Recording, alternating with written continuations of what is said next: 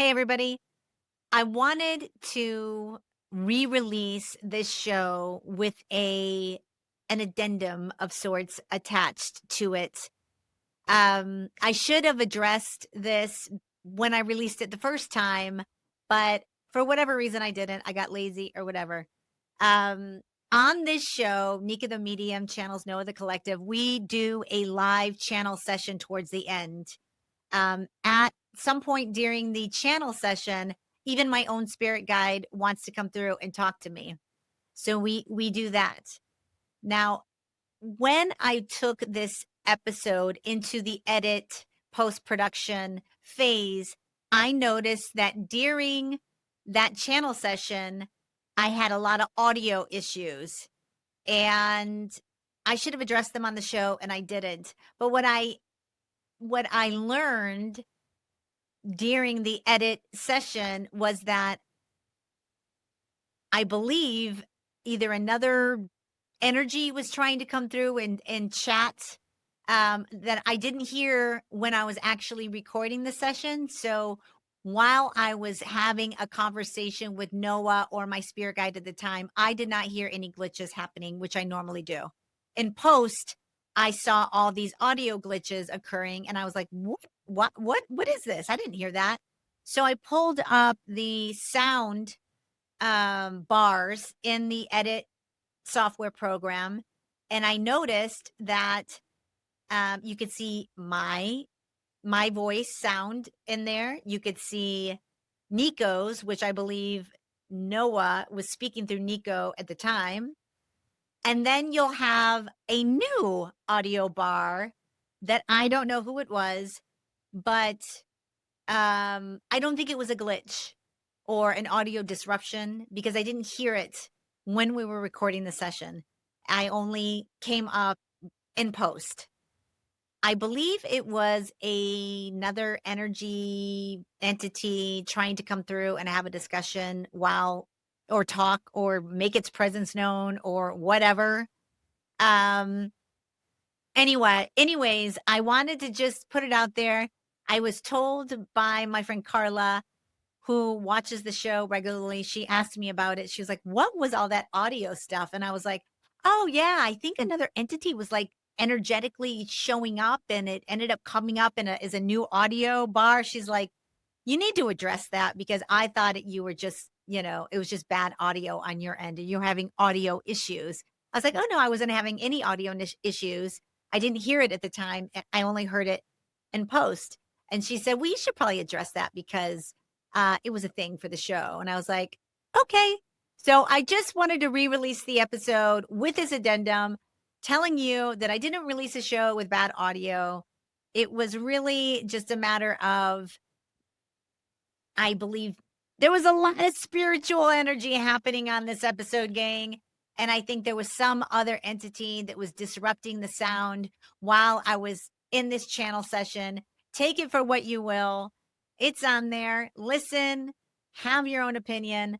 But I just wanted people to know that I didn't release a show with bad audio, that it was something a little bit more magical, mystical happening during the episode. I hope you enjoy it. Check it out. Niko is amazing. We have such an interesting conversation. So enjoy the episode. It's a re-release. It's already been released. I released it a couple of weeks ago, but enjoy. Welcome to your fate.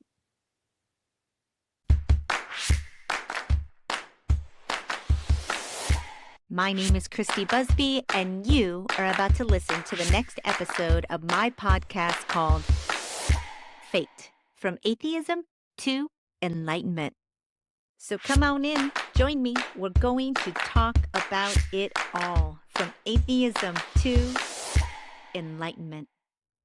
Alrighty, guys, here we go.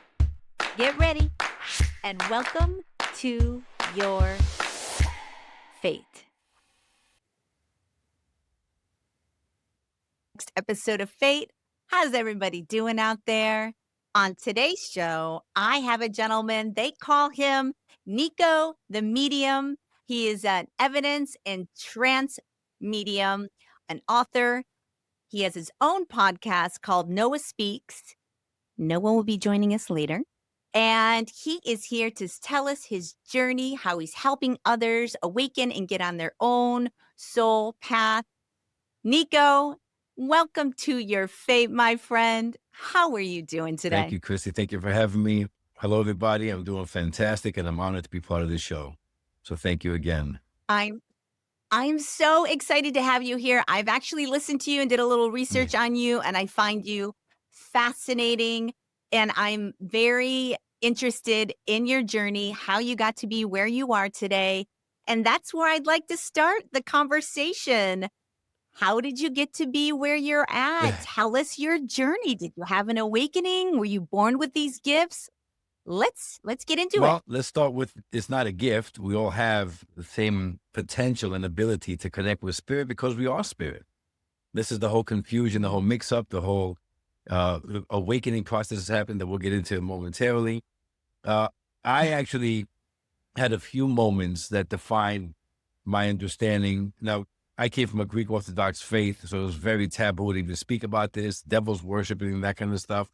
So it was always, a double-edged sword. Whatever I experienced, my family and friends would tell me I was nuts. Don't follow that. It's cult. So it was very frightening because I didn't know who to believe. Try to believe people around me that supposedly knew, or the elders in the churches who were the professionals, or my own gut, my own intuition. So it was Yeah. very challenging for most of my life. When I was a kid, about 6 or 7, around that time, three celestial beings appeared through my window. It was really cool. It's like, the Wizard of Oz, where Glinda comes in a little bubble, became bigger and bigger. That's what happened in my room. And it was incredible. When they didn't speak, but when I could feel that they were speaking to me, of course, that frightened me at a young age. I called my mother. I do remember that she ran into the room and she didn't see them. I'm like, you can't see them. They're right there. You can't see them. So she thought I had imaginary friends and they would kind of placate me, but I knew they were real. And after they left, I could sense their energy. That's when my sensitivity to the feeling presence near me began, that I was aware of, and continues to this day. My cousin, who were closer than brothers, we were in a car accident. Somebody hit us. He was driving. He passed away. Even during that time, that entire year after he passed, he was in the coma. During that time, he was constantly speaking to me. He was constantly making his presence known to me. I would walk down the city streets in New York, and there's a lot of street lights. As soon as I passed it, the light would go off. When I was under, the light would go off, and when I passed it, it'd go back on again. This can go on for 3, 4 blocks. And I was with friends, and they kept looking at the light like, what the hell's going on? I knew what it was. I was going to tell them, because they thought I was nuts. So a year after his passing, I was walking through a park going home, and he spoke to me like we're speaking to each other right now, and explained to me that there is no end, there is no life or death, there is no heaven and earth, just a lot of things that wasn't really registering in my mind.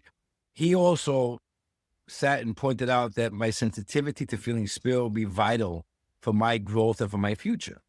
So then, of course, being in New York, a very loud and noisy place, I shelved it.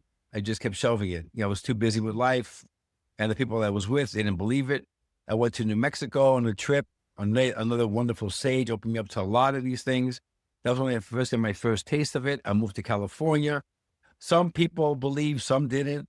And then I went back to New York, and again, I shelved the whole thing. So it wasn't until my divorce in 2015 that I decided I needed a trip, and I moved. I came to this Greek island that my father was born on, and my cousin appeared to me, like a visual, like a hologram. And he was speaking to me. He was in there for an hour. Now, at that point, I didn't understand what that was. Throughout my development, I understand it's all about the auric field. It's where your presence, your essence resides. It's not in the body. I always thought it was. It was just so much learning over the last few years um, that I decided I had to move here. Through my divorce, I sold off everything. I moved here like 8 years ago, 9 years ago, whatever it's been. And it was incredible. And in the silence of this Greek island, I just kept continuing to explore. I took courses. I did past life regressions, angel oracle card healing. I became a Reiki master. I went to evidential mediumship. Nothing really felt like home. It was nice, but then when I went into trance mediumship, it all clicked. And now today, these days, those first three celestial beings are the ones that speak to me in trance. So that's a beautiful, circle back home. Circle. Yeah, it's a fantastic. Yeah. But there's a lot, because I just thought I was on it for my own journey. And a little over 2 years ago, my team kept nudging gently, nicely, telling me, okay, you're going to start teaching classes. I'm like, I'm not teaching. I was resistant the same way I was back in New York. So I started teaching courses. Now that has evolved to a lot of various topics in the same genre. Then they told me I was going to start performing or offering trance demonstrations. I did that. Then they nudged me to write a trilogy, and I did that. I just published my last book, and I thought I was finished. And now they're like, no, no, no, you just created, you just started. And they said there was something that I'm going to start building the first complete cosmology of consciousness, written from the inside the architecture, not about it. So I did some research. There are no books like that. It's always from the human perspective. So I'm like, okay, this is gonna be fun. Yeah. And then of course they just a few months ago said, start doing a podcast. So I'm just kind of going with it. I'm having a great time. I'm evolving a lot, and there's a lot of transformation. And that's really what it is. It's great that I could be the vessel for spirit and offer insight and guidance to the world, but I've transformed a lot, and I've learned a lot, or remembered a lot. So it's a beautiful, complete journey. I'm grateful to be part of it. I'm very humbled. I love this. You're also like, and I consider myself in this category as far as like, I don't have, if I have, any evolved senses, I'm not aware of it yet. But one of the things that's really kind of what I enjoy about even speaking to you in these first few minutes is that you're so not typical woo woo. You sound still very New Yorker, tough New Yorker, but you sound super real, authentic instead of trying to be an overly something person. I don't know, still your authentic self, but a more evolved intellectual person. Thank you. Anyways, that's just my first take out of the Thank you. gate. You know what it is? It's remembrance, because the more Wow. you kind of hit your human awareness expands into your consciousness. Your soul is your consciousness, the funnel of consciousness. I write about that. I speak about that. The more you kind of evolve back into the consciousness, and you're in the realm of the higher self or your oversoul, the more remembrance floods back in. I'm not viewing and I'm not learning through the human, because that's where it's difficult. You see, we have this human identity, and that's how we perceive ourselves in this world. And it's great, it's intentional in order to Yeah. become deeply rooted in the human experience, which is fantastic, but you're not meant to forget the entire journey. So people that are trying to become enlightened or awakened, there are many definitions. It's like, okay, I recognize I have spirit teams, or I even have a higher self, but they don't really go further than that. To them, that's it. And they're still viewing it from the lens of their human form. So awakening Yeah. is misunderstood in this world. It's not an external force that you're connecting to. It's recognizing that you're not the human identity, you're the human self. It's still your own soul, your own essence, experiencing the human journey, but you're part of a structure. So the more we recognize that, the more you awaken to that, the more you embody the human self and let go of the human identity. You also letting go of ego, expectations, judgment, and all that stuff is gone. A lot of people that are spiritual, and good for them, they're still viewing it from the human lens. So they're still carrying a lot of that ego and a lot of the status and pat me on my back and what have you. And that's their journey. I'm not going to sit there and reprimand them. It's their journey. But the way I look at it, it's not a true awakening. That's not meant to say they're not going to reach Right. that plateau. I believe everybody reaches it, because somewhere in your life, through the spirit connection and through the continuous reminding, you hit that mark. And that's when you start Yeah. viewing the world through the lens of your higher self rather than from your human form, and it totally changes. I'm not going to ever stop being the New Yorker. I can't reverse my past, because I don't want to, because that was created intentionally from my higher self for me to live that life, to experience all that I have. Now, though, when I rewind the tape, I view it from the lens of my higher self, and every single moment had its purpose. Even those relationships that you can't stand them at the end, they broke your heart, I offer my utmost gratitude, honor, and respect to them, because that soul, not the person, the soul, offered me an opportunity to experience pain on a deeper level that I probably wouldn't have anyway. So it's all about growth. Those are Yeah. soul agreements we speak of. So it's incredible. But it's just that everybody in this world It keeps looking from the ground up. And that's the yeah. whole entire answer. Somebody said to me, what's the trick? What's the answer? How do you get where you are? How do I get there? For another podcast, somebody asked me that, and I said, recognize how you're viewing it. That's exactly what it is. It's the Yeah. vertical stack, if you will, right? We see it from below. So most people begin from the bottom and try to work their way up, right? Look, I am this person. I have a soul. I might have a higher self. Maybe there is an oversoul. Maybe there is a God. So their map looks like a ladder that stretches somewhere above them, right? But the real Yeah. architecture where the awakening lies is to view it the other way around, from above down, right? The creator Yeah. is the boundless field. From that field, a perceiver emerges. That's you, your first origin. That's the awareness within a vantage. From the perceiver, an oversoul emerges. This is how a matrix of lifetimes is created and stored so the perceiver can learn. Again, you, oversoul, you, right? And then from that oversoul, a higher self emerges. That's the guiding vantage for this lifetime, another aspect of you. And then from the higher self, your awareness emerges, the me that wakes up in the morning and tries to make sense of this. So if we look at it that way, Yeah. you don't climb up to the perceiver. You are the perceiver looking down through all of this. So you're not somewhere at the Yeah. bottom trying to get to the top. You are the one at the top momentarily identify with the bottom. So when you feel small, That's brilliant. it's because you are looking from the character's eyes and forgetting you are also the one holding the book. That's brilliant. I mean, we are so unaware of the true nature of who we are, and we're so programmed to Yeah, believe that we are not powerful, that we are not, you know, it so far in my journey, what I have learned is that, and you tell me because you have such a deeper knowledge than I do at this point in my journey, but it feels like, number one, life on this planet is more like a school to evolve, to expand, and to grow your consciousness. It feels like there's universal laws out there that we all have to abide to, that none of us are even aware of, whether it be the law of attraction, karmic, cause and effect, and all those universal laws.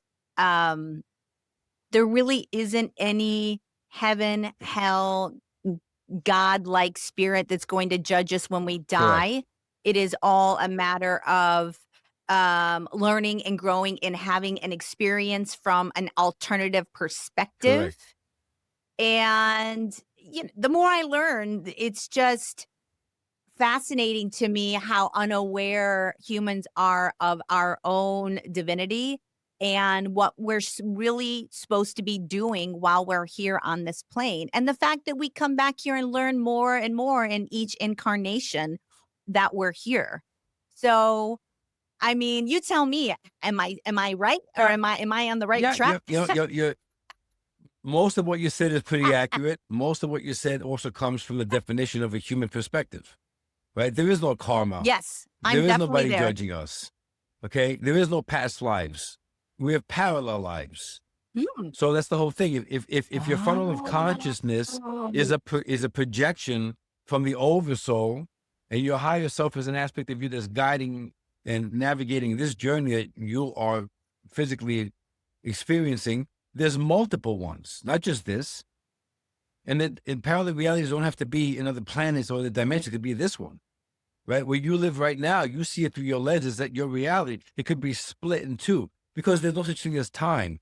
Time can be bent, altered without your perception of this physical realm. You might have had a traumatic experience or really bad breakup 10, 20 years ago, and that split the trajectory. You're continuing in this line, but there's another you in that reality continuing that line.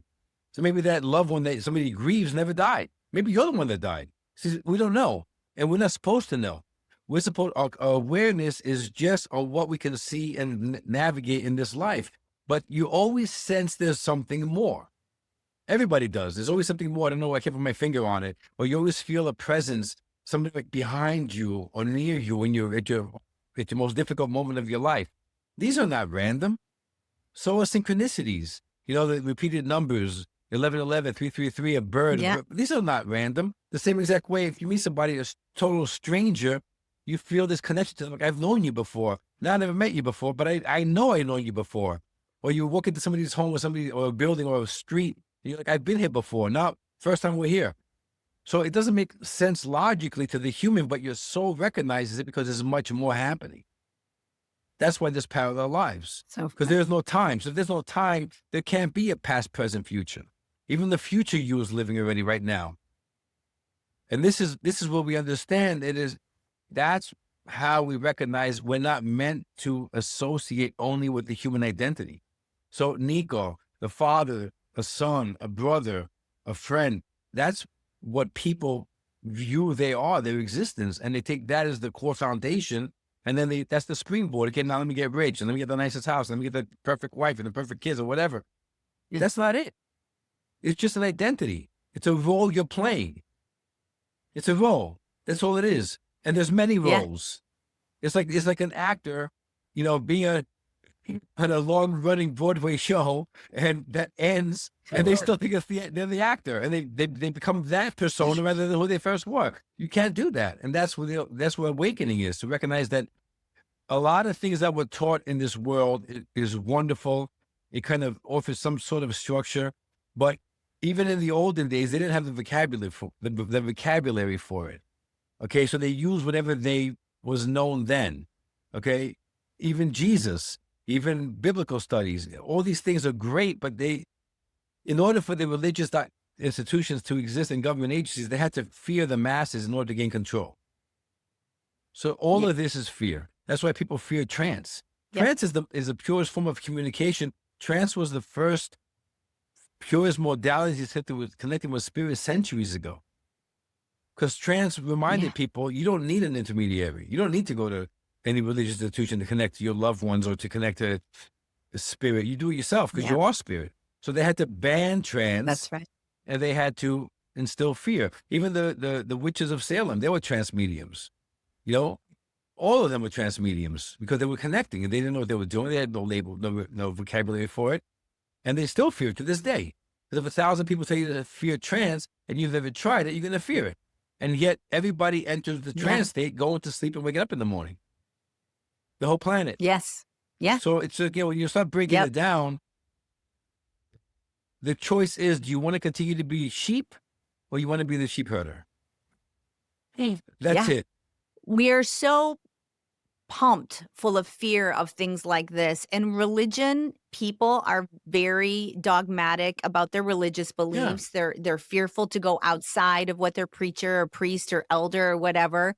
And, you know, this fear of going to hell, of being judged by God is real for a lot of people out there. I say on the show all the time, did you escape organized religion? Because I did. I was an atheist for years before I had my awakening. And I'm not on the level of your awakening because I probably still see things a lot more from my egoic mind than I do from my higher self.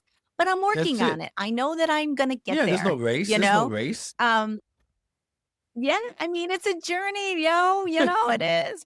How did you navigate your own? You said you grew up in the church and people were chastising you. How did you become to overcome that? Or were you just, you know, for me, I was always been very strong and I could always do whatever I wanted. And others people's opinion didn't matter to me. Is that how did you handle it? I was what they refer to as a closet medium for 3 years before I actually opened my Facebook page, Niko Medium, publicly, because a friend of mine asked me to make it public so she couldn't post it on her page and advertise my first class that I was teaching at the time.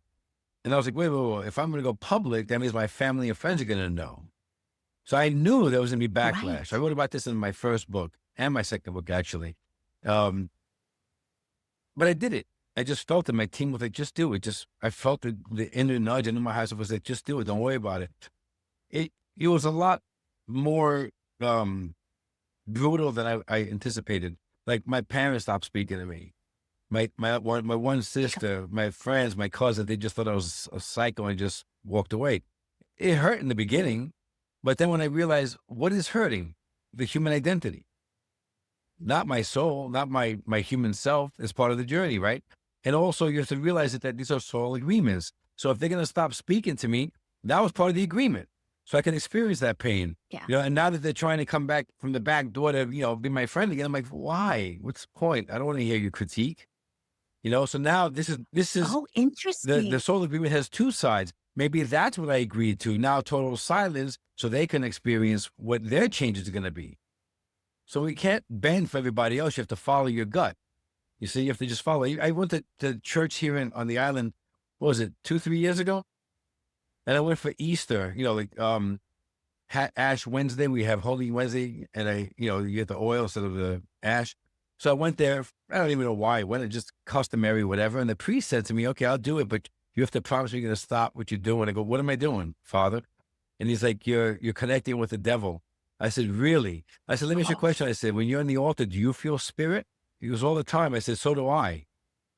Do you think you're dealing with the devil? He goes, of course not. I go, neither am I. He goes, you can't feel spirit. I go, why? Because I didn't go to seminary school. And he was stumped. Exactly. That's the teaching. That's the teaching. You Yep. see, only I, because I became a priest, only I can communicate with God. You can't. So come to church, pay right. your dues, keep coming, to find salvation. That's You're going to right. get help, because this is the teaching that's just passed down generation to generation. So I don't bother me. Yes. I live in a small village, and even they look at me. A few years ago, they were kind of nervous when I walked around, but now they accept me. I don't bother anybody. I do my own thing. And that's what it is. You have to let go. Fascinating. See, you can't. I've been told by a couple of. Go You ahead. can't let go. And I wrote about that in the first book. I was trying to stay on the fence. I didn't want to come out of the closet. I don't want my family to know. I don't want to really push into this realm, because I really wasn't sure if I knew and had the answers people asked me. And then I realized through insight, through dreams, through meditation, through trance sessions, I kept receiving the same exact insight, saying, it's not you sitting on the fence, because there is no fence. It's still your essence. Mm. You're creating the fence. You're creating the illusion of separation, of division. Get that out of your mind, because you're not the human identity. So I've been told this now for years. It's just the last 6 months, 8 months that I really put it into effect, and I can see the difference. Now I start teaching it. I start preaching it, because that's what it is. Again, I'm a stubborn, analytical New Yorker. It takes me a little bit of time. I get it. I intellectualize it. It makes sense.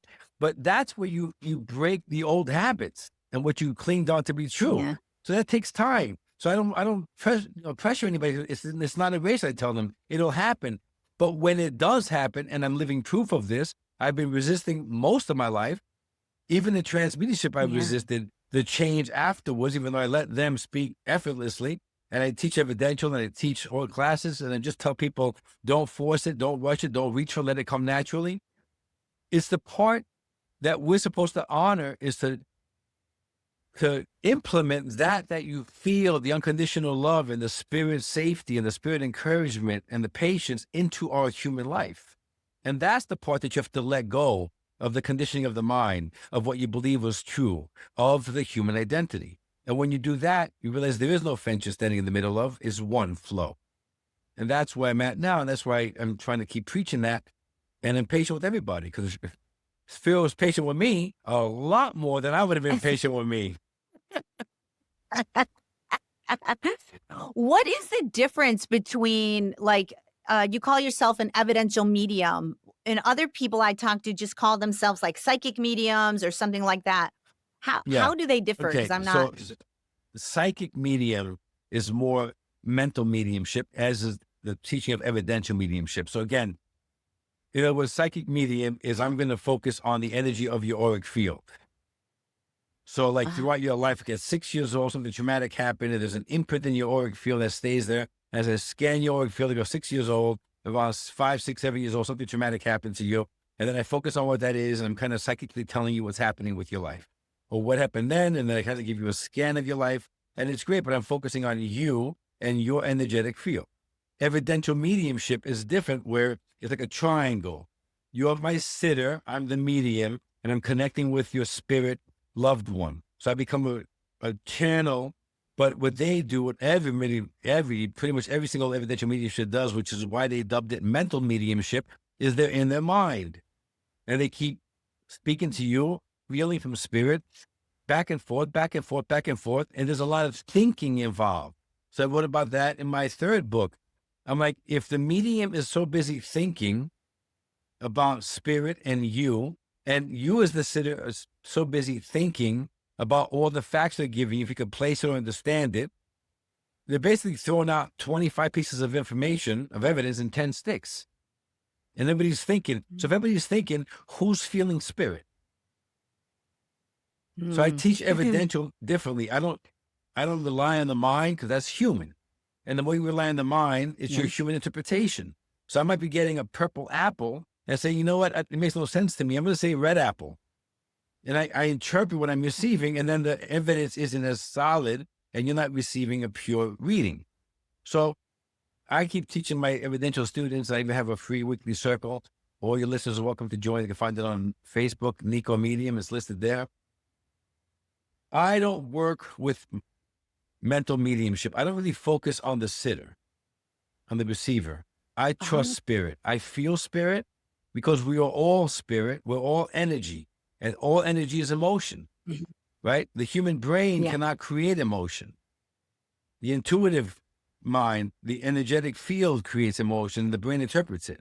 So when you feel emotion and you feel essence, that's pure. The brain can't create that. It's not wired that way. So the more you feel spirit and you feel the emotion behind it, you'll hear me saying, I feel your mom is here, and I'm feeling your mom was very loving, and I'm feeling the name Gladys is connected to her, or whatever the case is. I'm just kind of going with it. And then every so often I'll stop and I'll ask the sitter, can you understand that? Yeah, I can. But then because of trance mediumship, I blend very powerfully with the essence that one remembers as their mother, because it's not their mother anymore, because they're not relying on a past identity or one lifetime. There are many identities, many lifetimes. It's still the essence. That's what you recognize and you feel. So the more I connect to it, now they'll speak directly through me to you. And you'll feel them in your space, in your atmosphere. You might even feel a hand touching you. You hear the voice. It might not sound exactly like a male's voice, but it changes a bit. Or they might say a certain thing that they always said. At that point, I'm not really in it mentally because I've already separated myself. And trance mediumship is different. Trance mediumship, I'm very much attuned to my own auric energetic expanse, where all spirit communication blends and merges in this space, not coming up and down. They're not visiting me. They're already here. And my team blends with my breath. My breath is my auric field, right? So the misinterpretation is that our soul is in our body. That's not possible because your soul is extremely powerful. And I wrote about that in my third book. It's as if you're trying to harness a thunderstorm into a teacup. Can't happen. Can't happen. So because it can't happen, when the baby's born into the world, it has brain activity and a heartbeat, but no breath. It has liquid in the lungs. There's no breath. Then the breath appears. What happens here is your higher self claims that body as the vessel and surrounds it with your energy, your essence, your auric field, which is a projection from your oversoul. And your breath anchors into the physical form, hence giving the life force to the physical form, because it comes from the life force of that funnel of consciousness. So all in that auric field is spirit communication. So even this is not random, because we just met each other now, but our souls agreed for this to happen at this specific time on this specific journey. So because of that, a fragment of my soul essence is in your field and yours is in mine. That happens with everybody. So evidential mediumship, what are you doing? You're pulling from your own energetic field because the sitter's fragment of their soul is in yours, and you're connected instantly to their lost level that's in theirs. It's all connection of energy. It's nothing to do with the mind. The trance is them speaking through my breath. The same way my breath now, which is my soul, creates sound through my vocal cords, they use the same exact formula to speak to you. I'm just very much in tune with them. It's a blending, and then it changes, a different tone or pitch or accent comes out because that's more their personality. That's all the difference is. That is fascinating, and I don't think anybody's quite explained the way that it all works like that. So that is like hot off the presses, that's fascinating to me. I love Yeah. this. Let's get into the trance side of your life here and talk about what type of beings come through you. You know, you talked about other like passed on Yeah. spirits maybe coming through you.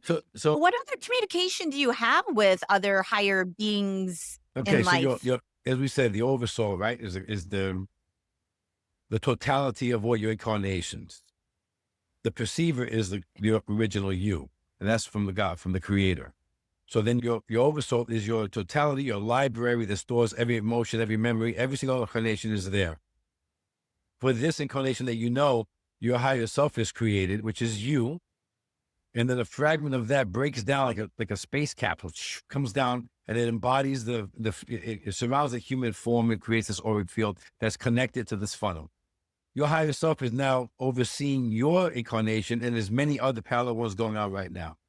So in that funnel, to me, my human self with this human body, only the higher self allows a specific other essence, soul essences to enter for trance or evidential. Only the higher self. Which is why a lot of times the media, a sitter will say, I want to speak to my father, and yet the mother comes through. Because it's not what they want. It's what their higher self knows they need for their journey. So my higher self will only bring forth whatever is needed for the sitter's journey, regardless of what they want, and it always proves to be very pivotal for them. My higher self allows these guides to come forth and blend, which speaks to me in trance. Your higher self allows your loved ones to come near to offer you the comfort while you're grieving and to help shift your awareness into this feel like, oh, what's this? And then connect. Everyone has a role. So you're not going to connect to your higher self because you're not even aware of the higher self. So your lost loved ones, like my cousin, was the first one in my funnel that I paid attention to. Like I knew this, I felt safe, I trusted it. And then my cousin led me to certain team members, spirit team members. And then those spirit team members led me to my higher self. It's all progressive. So those three beings or celestial beings, they don't have an oversoul because they've never had a spiritual or a physical body. So they're in the other stratosphere. They're up here where the perceiver is, the creator is, them, archangels, they're all there.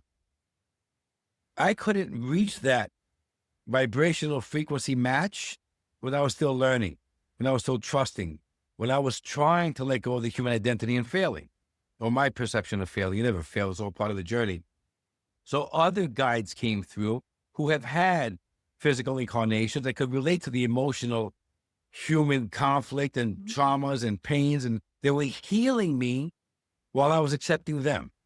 That's what happens. That's what they call the spirit team. They each have their role to play, if you will, for you to shift your awareness to your remembrance.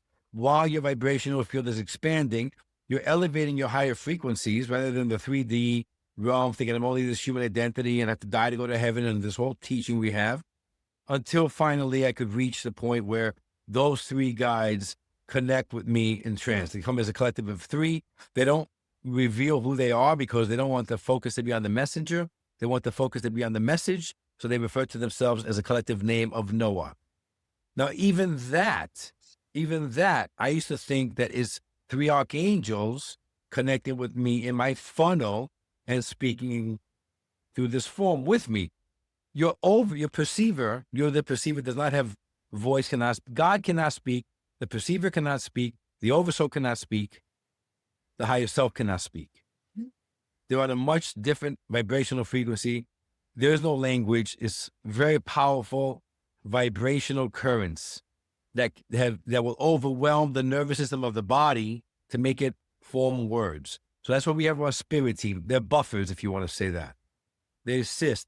They translate that higher frequency communication into a softer human communication because they were human. They know how. They have it in their structure. And that's what this whole thing is. It's still the personality, the insight, and the wisdom of those three archangels. But I don't even know which other spirit team member is being the hollow translate, if you want to call it. Nor do I really care. Is Noah like your spirit team? Yes. Is that basically what you're saying? Is that that is your They're spirit all team? spirit team. No, the spirit team members are many.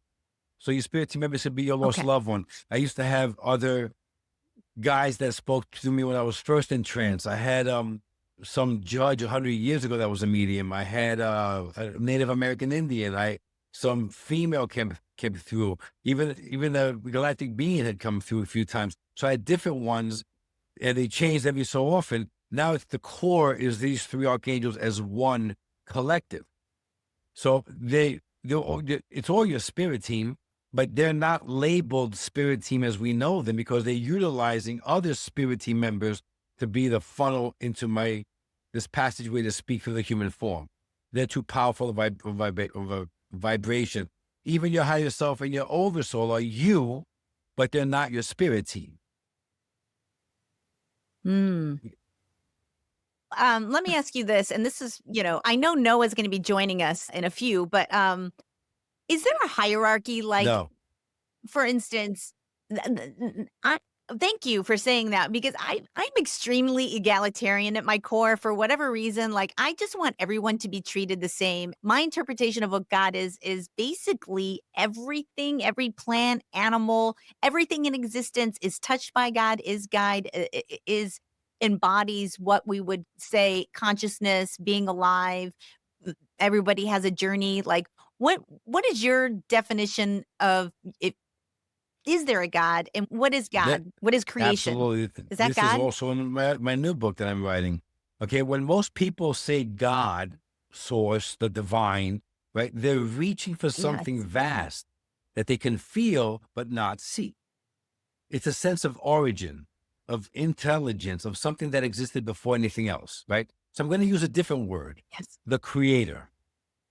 Okay, not because it's more religious, but because it's more neutral. I don't mean a Mm. man in the sky, a personality, or a separate being making decisions. I mean the most basic reality, a vast living field of conscious existence. Right here, there's no beginning, no end, no edge, no shape.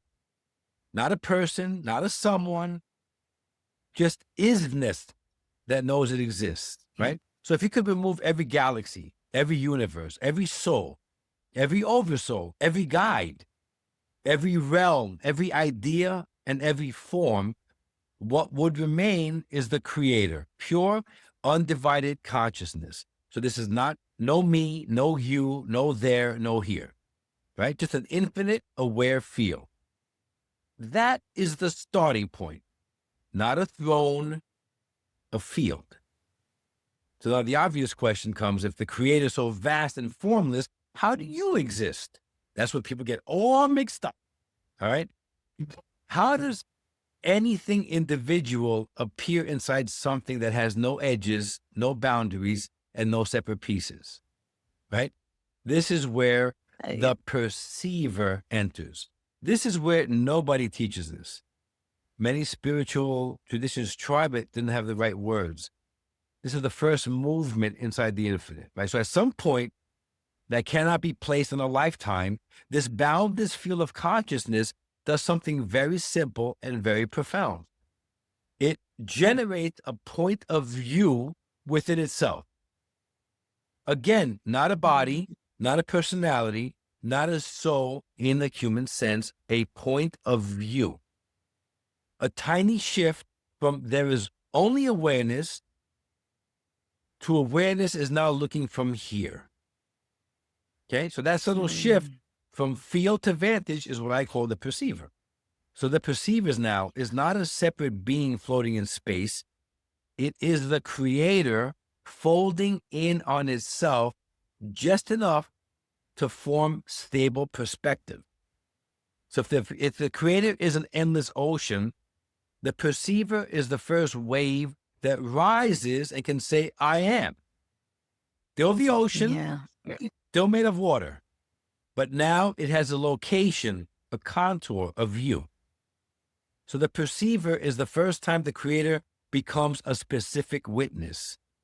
Again, not a body, not a life, not a universe. Simply, I am aware that I am aware. That is the perceiver. Okay. So to understand your own nature, The perceiver is awareness with advantage. The origin of your I. The witness that does not belong to any one lifetime. The one that will experience every oversoul you ever have.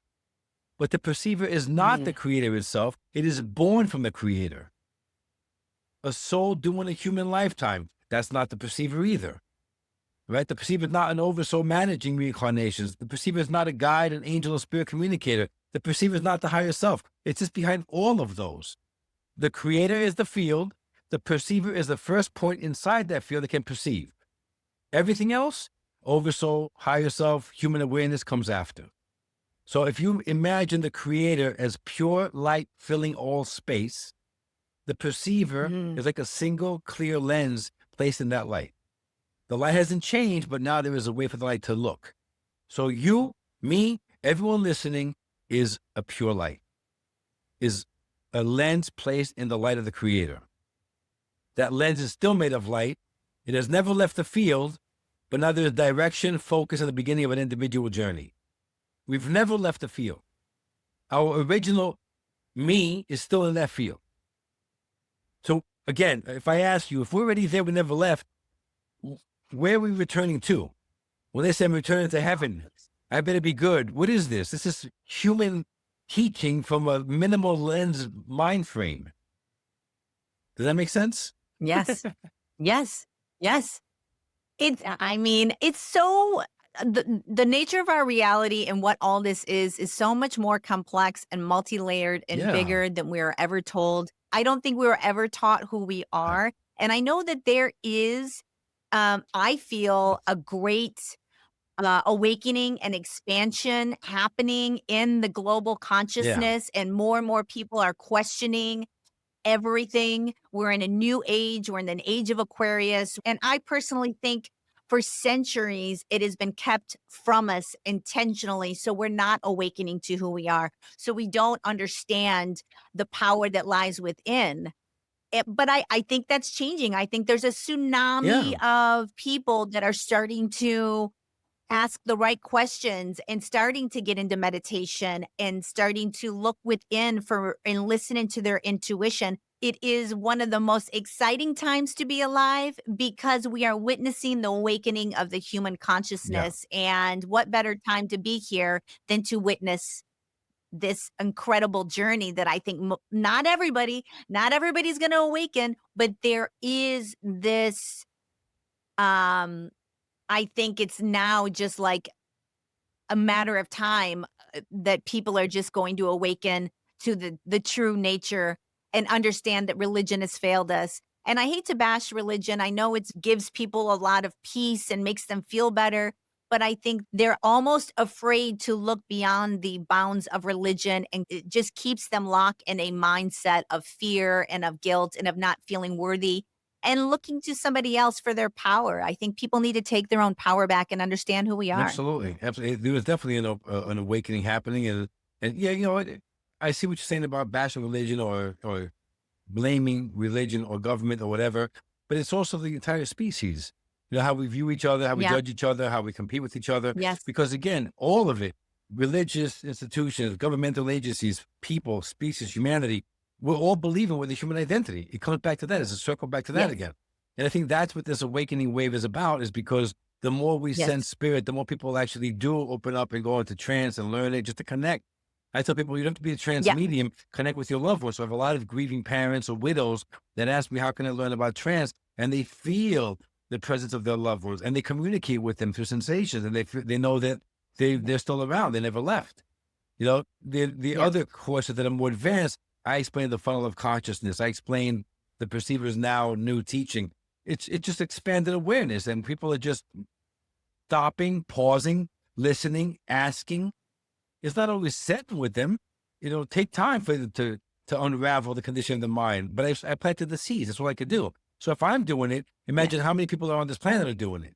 And that's how it starts. It's just slow integration, but it'll happen. I think the start of understanding really who we are is understanding our egoic minds and not always giving in to whatever initial gut egoic reaction to emotions, to stimuli, that we don't ever take a moment, ask ourselves, why am I feeling this way? Or what is this trying to teach me? Or just being present. Yeah. That is the one thing I have kind of like achieved so far is understanding my egoic mind serves a purpose, but it doesn't always lead us to our highest and greatest because it wants to fulfill its own needs before anybody Mm. else. And I think that if people understood the nature of the ego more and were to pay attention to it, they would be able to understand more about how to deal with their emotions. We don't know how to understand how to deal with our emotions. We don't. Well, let me give you a little twist here, okay? When we said earlier that Ooh. when the human body is delivered into this realm, your higher self claims the body, your higher self surrounds the body with your auric field, the funnel, your essence, and the breath anchors into the body, right? But the higher self also in the body, it places a portion of its own awareness into the body and the brain. So even though the breath is your essence, so is a portion of awareness, hence your intuition comes directly from the higher self. That's the point. Now, when the higher self places the awareness into the human brain, the human body, that also opens a portal, a doorway that the higher self is the one that manipulates your ego. Oh. So when we think the ego is driving me crazy, the ego is making me do this, it's intentional. So you're always navigating this realm with two perspectives, two lenses. When they say free will, that's what they mean. You get to select which of the lens you want to follow. Do you follow the intuition or you follow your mind? Yet the higher self is manipulating both. That's how you remain aligned in your journey. So there's always you controlling you or guiding you or helping you, always. But when we, as humans, we don't see that. It's still, we're taught separation, heaven and earth, right? Realms, galaxies, and everything becomes separation at that point. My ego is different than my mind. My identity is different from yours. And everything becomes a competition and judging and separation. The entire structure of the earthly realm is like that. So spirit is a whole different structure. There's no separation. And that's what enlightenment is, to realize there's no separation. So now you can view it everywhere around you. Any word somebody says, you know exactly what that's rooted in separation. Everything. And then you just offer a little bit of insight here and there, because you're not going to shift everyone's trajectory overnight, but you help them. You just help place a little tidbit here, a little bit there of knowledge, you know, and that's what you're meant to do. But it's fascinating. So even I don't rely on my ego anymore, because that sheds with the human identity, right? So now when I'm my human self and I honor that, I'm viewing this existence from the lens of my higher self. And I know if my ego kicks in, if somebody attacks me that I care for and a trigger point goes up, it's like a smile, like, I turn to my higher self, I'm like, what's going on? What did I really learn? What did I miss? I don't let it affect me the way it did anymore, because I know my higher self is the one manipulating it. It's like a shared joke between us, an inside joke, you know? Like, okay, what am I supposed to know here? What do you mean? It doesn't affect me anymore, because pain is not a reality. It's part of this illusion of this world. But you're meant to feel it so your higher self can understand the pain. But after the early parts of your journey, you felt all this pain already. Now it's time to awaken. That's why we don't teach this in first grade. So you can go on and continue to explore and live unaware to experience the pain, so your higher self learns the wisdom of the pain born, not the pain itself. There's no memories retained. You see, even the spirit guys, the spirit level that come through, they don't come in with memory like we retain memory as humans, but they remember the emotion. Emotion is always felt. So see, so you're never alone in this journey. There's never a decision to make as a human. Isn't that amazing? That is fascinating. Fascinating. I love it. All right. I would love to get into a little session with the collective called Noah. This is my very first time experiencing anything like Be this. cool. So You always remember the first. I mean, One of the reasons why I asked you if there was a hierarchy, because I really just wanna be myself and be, like, truly authentic and speak to them like they were my buddy and not a higher being, because it's hard for That's me to, exactly like, what you should do. go that That's route. exactly what you should do. Okay. And people, they normally tell people just, we're all connected because again, what I've learned through them in a loving way is that even you and I right now, we are not communicating human to human. We're communicating essence to Mm, essence through the human vessels. We're never human to human. yep. So your essence communicates with their essence through this physical vessel. So it's not even you as a human speaking to them. It's your essence connecting with theirs. They don't connect to the physical Where are form. you gonna Where do I go? where are you gonna yeah, where are you gonna be during our little Noah conversation? Where are you gonna be? So what this is the awareness, the portion of the awareness that the higher self puts into your brain. The same portion is my awareness that allows me to go into this funnel of consciousness, and it's expansive. So the more I just relax and I let go, and my breathing is regulated, I'm very comfortable. I'm getting comfortable. I have no distractions. Nothing's going to alert me back to this human world. I just expand. I go further and further and further. It's not wide. It's not up. It's just everywhere. You know, I've definitely many times I've done it. It's a cross overlapping of consciousness, right? So even all those parallel lives is the same consciousness. It cross overlaps. So sometimes my awareness might pop me in another scene that I'm in another life. I can see hands, and then they remind me, maybe they're female hands. Like, oh, I know these are our hands, but it's not my hands. I can hear voices. I can hear the vibration of the voice being the same as mine, but what comes out is somebody else's voice, and I know it's me. So I observe. I don't question. I see people that I have never met before. Like I feel their love. So I'm kind of glimpsing other parallel realities. I've That been in is the source of my higher self is. I've fascinating. been with galactic counterparts I also have parallels in galactic forms. I've seen that one. It's just also I'm just in this beautiful, bright field. Like I feel like the top of my head was ripped open and sunlight's pouring in, and that's the field of my oversoul. So it's fantastic. I don't know what's happening while I'm there. I just observe it. But when I come back and when it's over, it's like my head is like a tight band around my head because now my body is catching back up again. You see? And it's like seeds are planted. And then it's 3, 4 in the morning, tomorrow, next week, or the weekend, just all these ideas come and I write everything down, or I use a tape recorder. And then the following week, it'll make sense. I write in the book or I'll teach about it. It's just they're constantly giving more insight. That's my remembrance as the higher self, as the oversoul, the perceiver, or me, all aspects of that's why the human self is who we are, not the human identity. Yeah, that's fascinating. You could do it too. All right, well, I mean, I would love to, like, as you were saying that, I'm like, Good. "Man, love to be able to Of experience course. that. I would Of love that," course. you You're an know? essence, you're a soul. Of course you can. There's nothing different. I'm I not mean, performing a magic act. I haven't been able to achieve, like, I it's hard for me to meditate, number 1, I lack discipline, I'll be the first to say that, There's but, there's like, tricks I around hear, that. other well, maybe you can, you know, You know, help me, because, like, I've also had I don't know if this even matters, but I've also had, like, health issues that involved my brain, like, I haven't been able to, like, I don't know, let's get into Noah, let's not talk about me right now. Um, all right, I'm just gonna remain quiet, and then, let's just get into the flow. I've never done this, so you're gonna have to guide me, and I'm sure Noah will do the so same, but basically I just wanna say I'm gonna just take about a minute to get into my space, get out okay, of my head, breathe, relax the body, relax the nervous system, and then just let my awareness shift to my consciousness, and then Noah comes in. They'll probably speak to you, okay, say hello, whatever they're gonna say.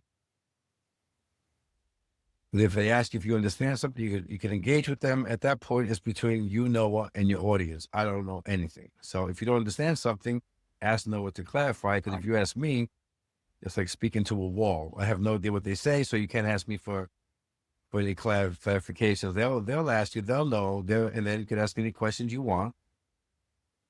And they're gonna keep speaking until they know the time. They know your time. They'll probably know when it's time to go, and they'll probably offer their final word before you even tell them. Otherwise, you'll tell them thank you, and they know it's their cue, and they'll say their final words. They like to say their opening words and the final words so they know they're speaking to you, your listeners, and the future listeners. And they could ask you any questions you have. Okay. And I'm going to ask you to focus on one thing and tell me at the end. As you're listening to them, you're going to feel like a wave of energy, of presence all around you. You're going to feel Mm. like, they're around you, like standing around you. You may feel a hand on your shoulder, and you most definitely will feel a hand on your heart. They're sending their love to you. Tell me at the end if you feel that, because I think that's the most powerful part. I Because will. we're across the world, and you're going to feel it. Isn't that cool? Goes to show I you love it's that. never human to human connection. That's why. Fascinating. I am for all of this. You're like a kid in the candy store. I love it.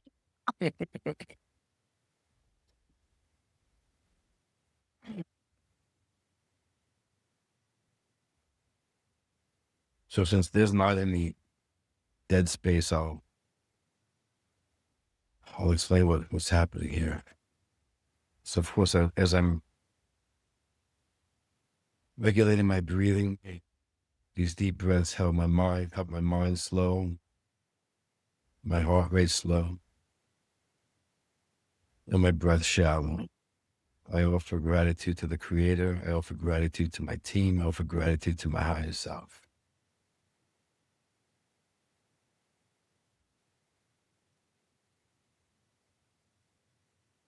I just let my awareness now shift to outside my body. I don't leave, of course, because I'm still breathing.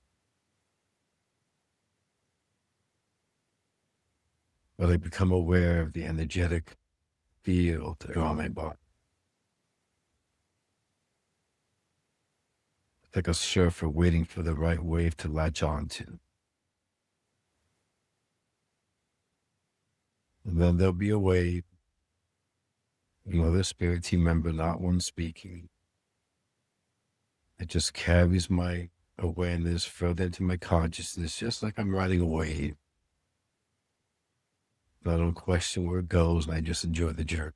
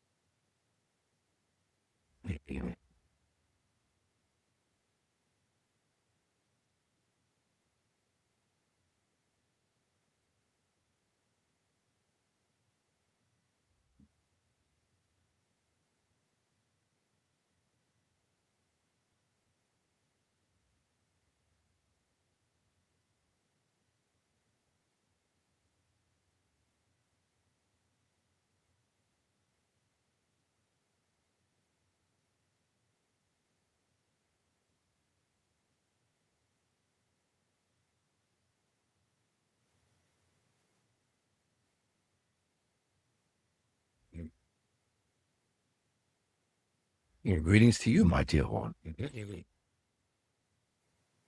truly is an honor, Oh, to connect to your beautiful essence. Yeah. I'm I, it's an absolute pleasure to interact and communicate with you. I'm completely fascinated, and I kind of have a lot of questions about you first, and then maybe talk a little bit about humanity and maybe my health. I have health issues. If you have any power to heal me, I would love a healing. But let me can I ask you, how is your own existence organized? Um like, do you have a place where there's a material body? How do you spend your time? What is life like? Can you talk to me a little bit about how your own existence um is so we can get an idea of what your higher dimensional being self experiences moment to moment? My dear, you are referring as if we are separate from you. We are exactly as you, my dear. You are not your physical form. You are the being, the essence which resides in our realm as well, my dear. Recognize, my dear, as the creator has created a luminous, vast, energetic, intellectual field, my dear, of energy. This is where we reside, my dear, as you, as all who are listening. This does not change anything, my dear one, because you are experiencing a physical incarnation. It is the choice, my dear. The choice of your essence to learn through incarnations, various ones I may have. Those structures built. You are the one, my dear, your essence, who has created this structure. One to house all existences with knowledge in order for it to evolve. Another to oversee, my dear, each and every incarnation. And another aspect, which is you, who is conversing with us, navigating through one incarnation. But your true being, my dear, is exactly what we are. And this, my dear, is how we are connecting to you. We are not teleporting, if you will, to your physical being, my dear, nor are you experiencing us in the confines of your home. You are sensing us through your own essence. View it as an energetic, vibrational chamber, if you will, my dear. You are sensing us in our realm. It is being vibrationally transported through your own chamber to where your human self is, my dear. The one of your aspects. The aspect of your being closest to your physical form, my dear. And which is why you are able to sense sensations on the physical body and perceive us now as we speak to you. Isn't that correct, my dear? Hey, it is as if you say so. It's very hard for me to wrap my head around the concept of us communicating in the same realm, and that I'm still working on understanding the own nature of what and who I am. So this is all new information for me, and I am learning as we It is go. merely new, my Let dear, to your human intellect. It is ancient to your essence, my dear. And recognize today's transmission, my dear, today's session, even with this vessel, is not about you achieving true awareness today. It is for you, my dear, to allow the seeds planted to sprout in time. For through this sacred platform you have created, my dear, the future of it relies solely on the information provided today. You shall be speaking of what was discussed. You shall be offering many transmissions such as this particular form of communication. And you, yourself, my dear, will also be speaking of your remembrance and your truth. Your human intellect does not possess the ability to comprehend this information at this time. But I assure you, the remembrance of your essence surely does, my dear. I'm excited. Okay, It- I have another question. Um, do you have what we would interpret as um, superpowers? Can you tell the future? Do you live outside of time? Um, have you always existed? Do you have relationships with other people while you're there? I know that's a lot of questions, and I tend to ask a lot of questions at once, and I apologize, but these are all questions. We are all essence, my dear. And therefore, we are all Okay. interconnected as well. It is not communication as you all have learned in your realm, my dear. There is no speech. There is Oh, energetic connection, my dear. Even though you possess your own individual name, my dear, your own individual fingerprints on your form, which creates a uniqueness within this physical form. You possess your own unique energetic signature as your essence. This is how we all recognize the other, if you will, my dear. It is all interconnected. There is no thought. There is no pause to communicate. All communication as you perceive it, my dear, is instantaneous. There are no magical powers, as you say, my dear. Your realm resides at a lower vibrational field. You mentioned earlier about healing the discomfort in your form, my dear. You possess this ability by merely shifting your awareness within the vibrational field of your essence, my dear. Your form resides at a lower vibrational field. If you continue to attach to this human identity, my dear, you limit yourself. You experience more discomfort and more illness. When you relax the mind and release the identity of the human being, my dear, you recognize that you are essence. The more you trust, the more you ascend, if you, the higher vibrational field you touch. And as your own essence, you are able, most certainly, to heal the physical vessel. This is the magical I'm working powers on it. you mentioned.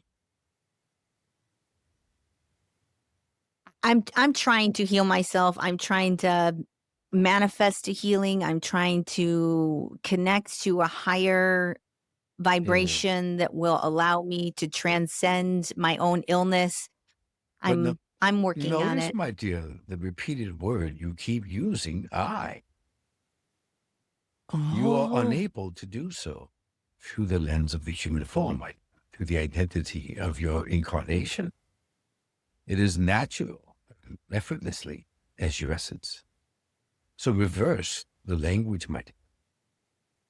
Do not attempt as a human, merely receive as the human, and initiate this healing per se to your essence by recognizing, oh, by connecting, and by remembering your essence.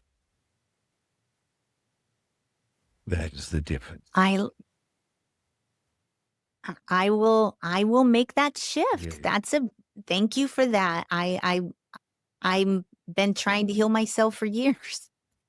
And I don't understand why I'm still struggling. I've made so many. Because you are attempting from the physical form, which is it, this lower, dense world, my dear. So you are attempting to utilize the lower vibrational frequency of your realm to heal. So this is impossible, my dear. I love that advice. I love that.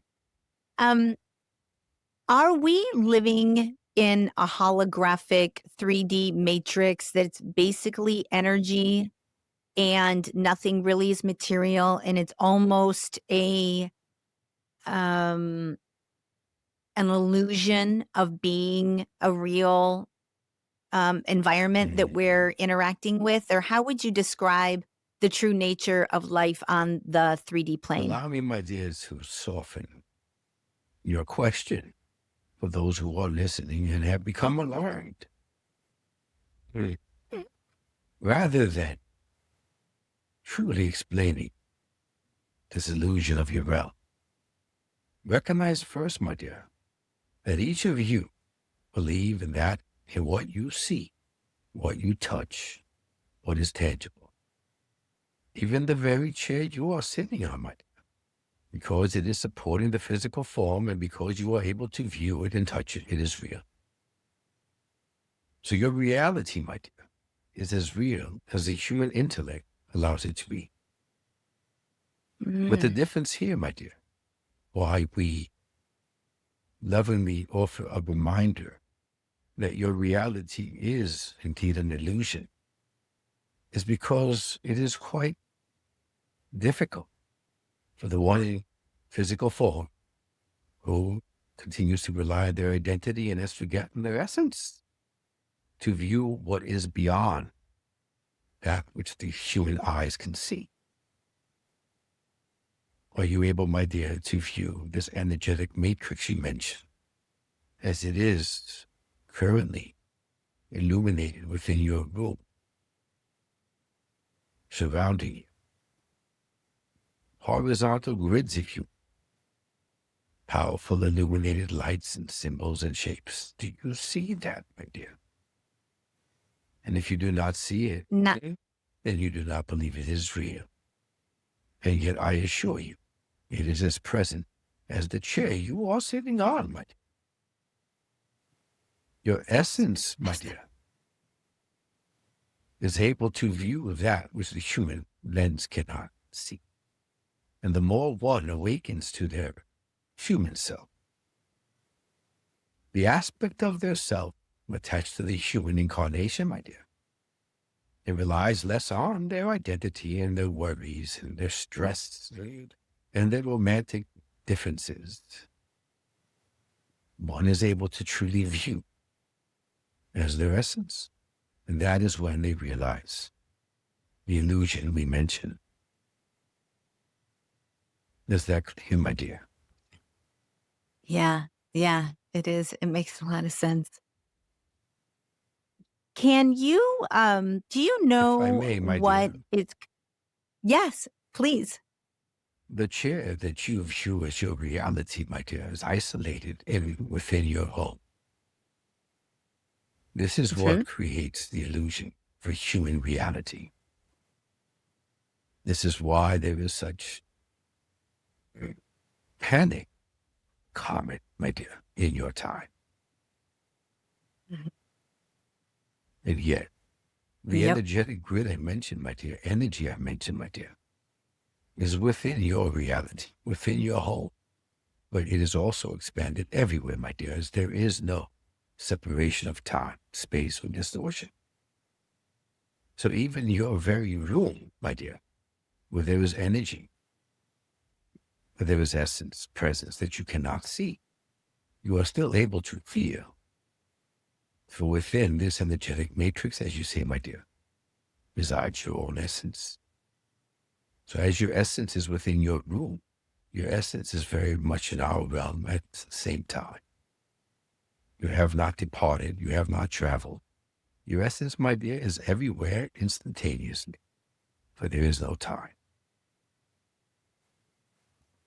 It's it's crazy. Okay, um,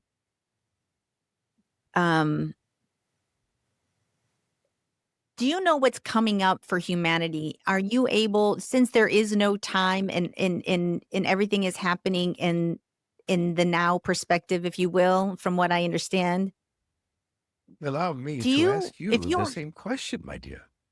Can you provide the answer to your future, as your essence is already existing there now? No. Oh, and yet, my dear, you possess the answer, for you are already there. Notice, my dear, Hmm. offering insight on one's journey is not necessary, but this allows them to believe there is a past, present, and future.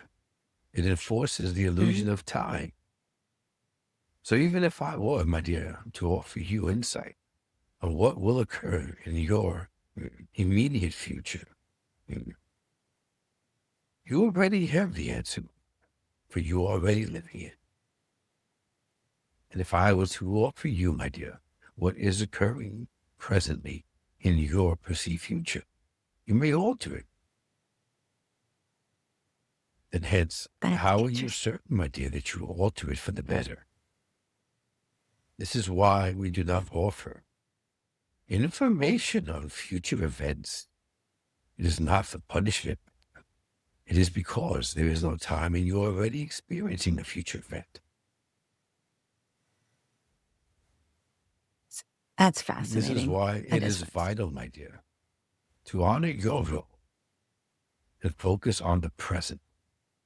Many in your role, my dear, because there's difficulty with focusing on the present, for it is not as Yeah. exciting. It is not moving as quickly as they wish. So they either dwell on their past with regret and mistakes, or they focus on the future, attempting to decipher which is the correct decision to offer them the most fulfilling future. And yet who is focusing on the present? Yeah. The Yeah. present moment, my dear, is where you are instantaneously connected to all aspects of your essence, all parallel realities, and all that you perceive as universe and galaxies at once. In the present moment, my dear. Is this not the most profound moment to focus on? It is. It's one of the other things I'm working on is staying in the present moment. I have a lot of chaos in my life right now with my career and my health, and I always try and keep focused in what am I Hmm. experiencing at this current moment. I do. It's a Uh, practice for sure. It's a difficult one because we are trained to not be in the present moment, but mm, I'm My practicing. dear, mm, this training you mentioned, my dear, is why you are experiencing this human incarnation.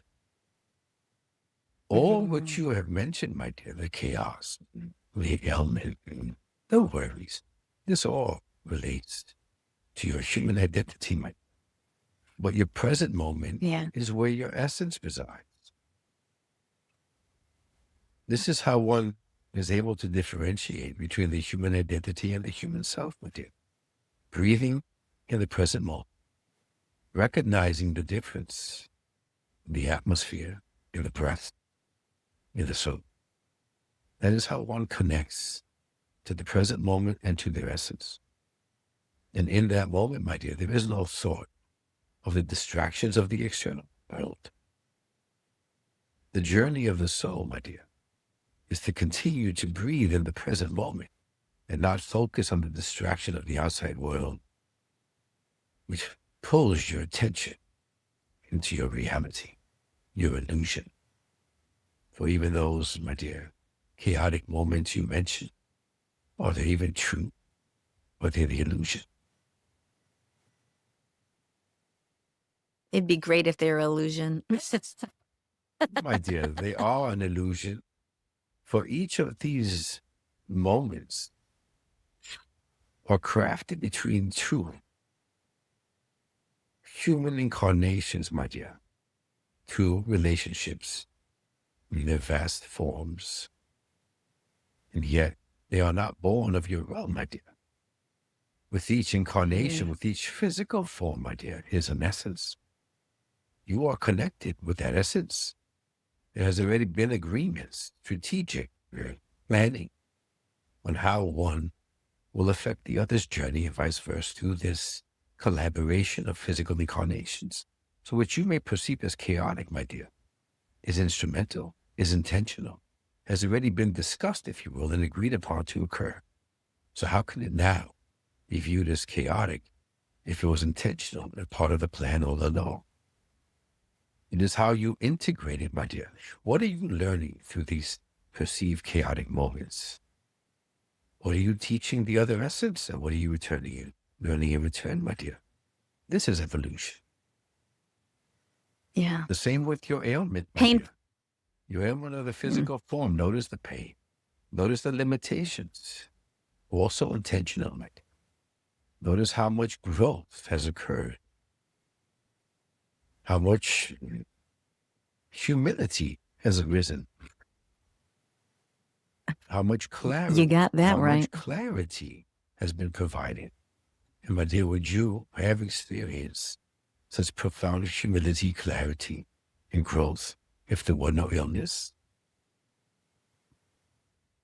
No, Mm. I wouldn't have. And I try to be grateful for the uh, gifts that my decade-long fighting for my life has given me, because it has given me a lot of gifts and growth and perspective and burning off my ego and my identity and all of that. And I'm still on my journey, but I guess it's sometimes I ask myself, okay, at some point I'm just being tortured by this and I don't know if I'm learning anything, but I guess there's more things to learn or it would Indeed. resolve. I don't Allow me, know. my I dear, really to don't know. offer some clarity.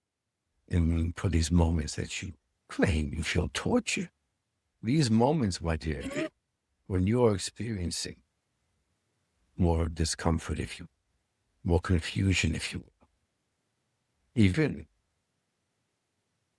through your own judgment, through your own clarity, which seemed precise years earlier. This is not merely for you, my dear. This is also being transferred to other parallel realities of you. Mhm. Perhaps, my dear, there is another reality where you are an athlete, that you are in perfect shape, where there is nothing wrong and have never experienced any sickness. This is a balance across the spectrum, my dear. So those difficult moments, those days which seem worse than others, it is because you are able to harness and contain, for you are the one who was familiar with living through this.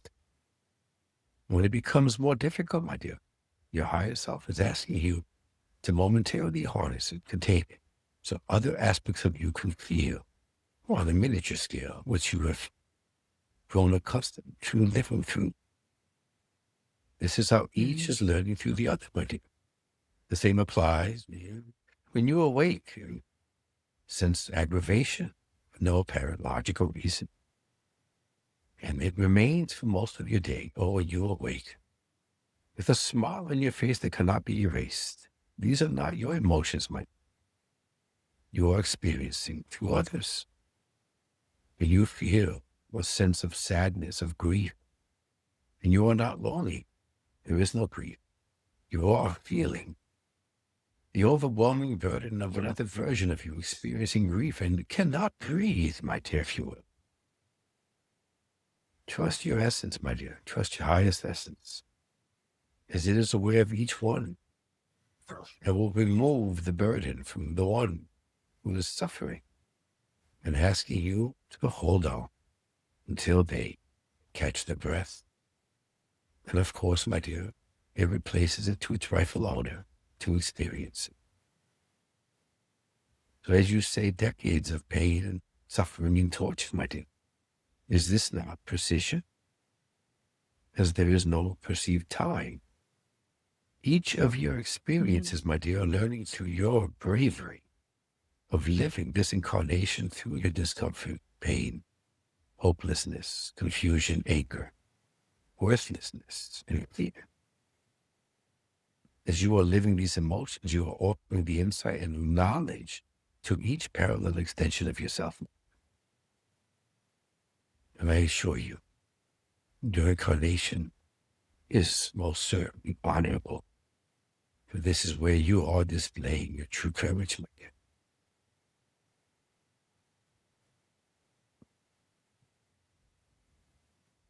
Okay, that was really great insight, and, I resonated with that a lot. Um, I wanna ask you just a couple more questions. I haven't told this to anybody, and I know I'm doing it on a podcast, but in the last year, I have felt that I've been communicating with my own either higher self or spirit guides, and I feel physical sensations, particularly on my left side near my lower calf and foot. In fact, it's happening right now. Mm. Can you tell me, am I right? Is there a spirit guide that's so close to me that gets in my energetic field and is literally guiding me at this time? Because this energetic presence that I feel happens in such a way that it almost feels like there is an energy that is communicating with me. And I'd love your insight as to what you can pick up about my own spirit guides that are with me My now. dear, there are many who are assisting you, and there are many who are Oh, pressing their energetic field with yours, my dear. There's not particularly one, dear. And each one is offering uh, you a visitation, if you will, to enhance your awareness. Now, notice, my dear, each time this presence or presences draw near, do you not receive the sensation within the same vicinity of the physical form, my dear? yes. Now, my dear, recognize why that is. When your physical form, my dear, entered your reality, your highest essence attached, the essence to the form, at that precise location. And this, my dear, you may view as your entry point. And each physical form, my dear, possesses their own unique entry point. And since your essence recognized the entry point, this portal, if you will, my dear, remains open. This is where your essence recognizes itself within the physical form. And this is why you are able to sense other presences, my dear, within the same vicinity of the physical form. They follow suit, where your essence approached, if you will, so too do theirs. It serves as a reminder, my dear, that you are essence. Serves as a reminder that you are never alone.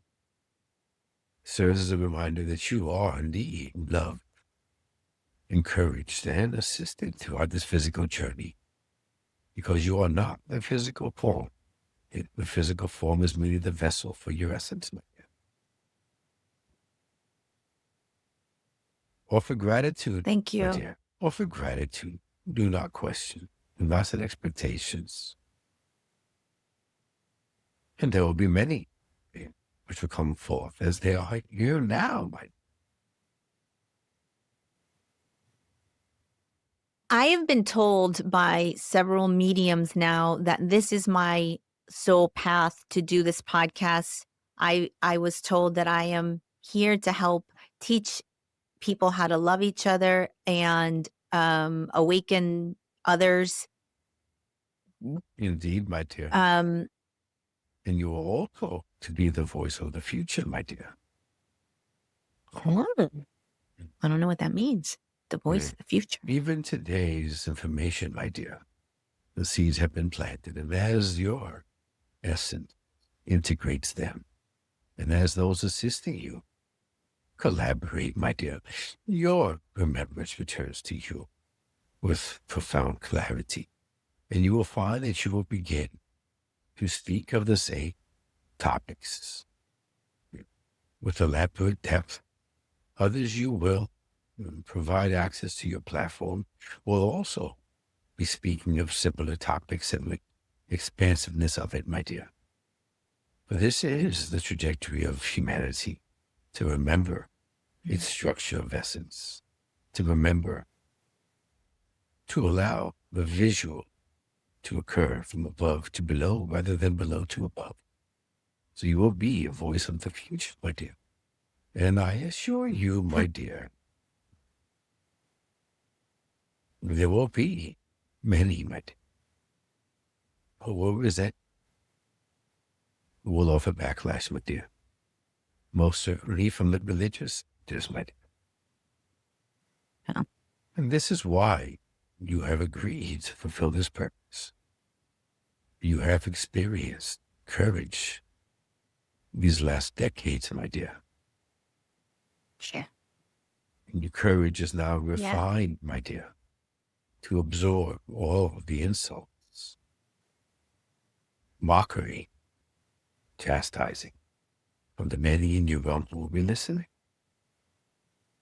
But once you remember your essence, my dear, remain steadfast in your light, continue to speak your truths, and be aware, my dear, you are never speaking it alone.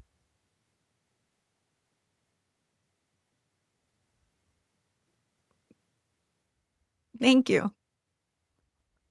We have a few more moments, my dear, do we not? Yeah, of course. Please.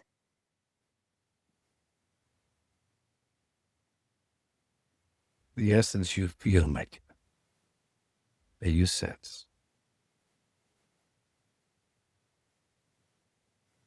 steady, constant, powerful, almost paternal, like a brother. Yeah. Wishes to come forth, my dear, and offer you a few words. I'd love that. No- I'd love that. Notice how the sensations you experience will be magnified, my dear.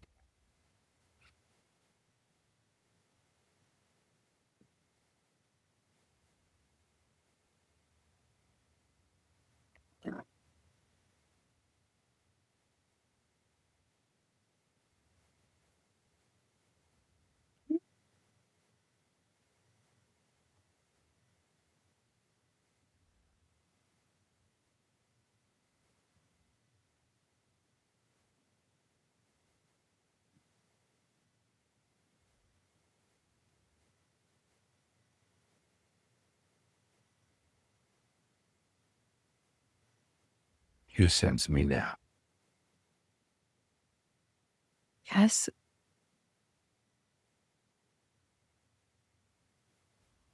We are always connected. We have never been apart. We stood side by side in honor, and I continue to stand by you in that honor. You have been my strength, and I yours. And this continues through every lifetime. There is no need to worry, to question, to be irritated. This is not a reflection of you. It is merely a weakness of a physical form. Your essence, powerful, virtuous, honorable, loving. You have offered your life for others. You have saved life at the perils of yours. You have honored. You have been giving and generous. And you have offered love and received an abundance of love as you are doing now.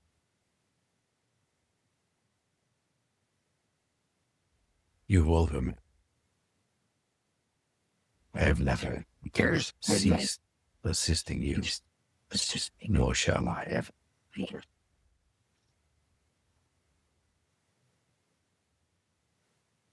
Listen to your heart. Thank you. Always listen to your heart. Follow the inner guidance. Most especially when the mind resists you. And you shall always find me.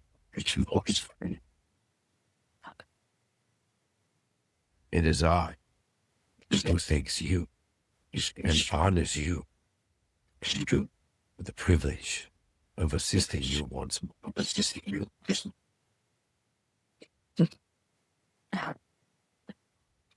Thank you. I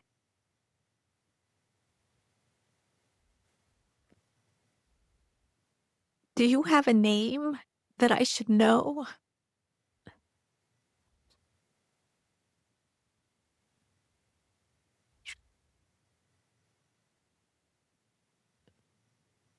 Notice, my dear, instinctively you are seeking identity. The human identity is seeking identity. This is the journey, my dear. But as you continue, even through your sleep states, my dear, remember the name Sherry, my dear. Sherry. And do not anticipate, do not force, my dear. And when the timing is right for you, you shall receive a memory within your dream state. It will be as if you are watching a cinema, my dear, provided with details and smells and sensations. And you will see the one who spoke through, my dear, and you will be referring to them by that name. And you will marvel as you hear your name in return. And then, my dear, as if almost immediately, the scene is replaced with multiple scenes after the other. The same two essences, my dear, providing different faces, different forms, different genders, different names. So how is it possible to recognize the essence by merely one name when there have been multiple incarnations together?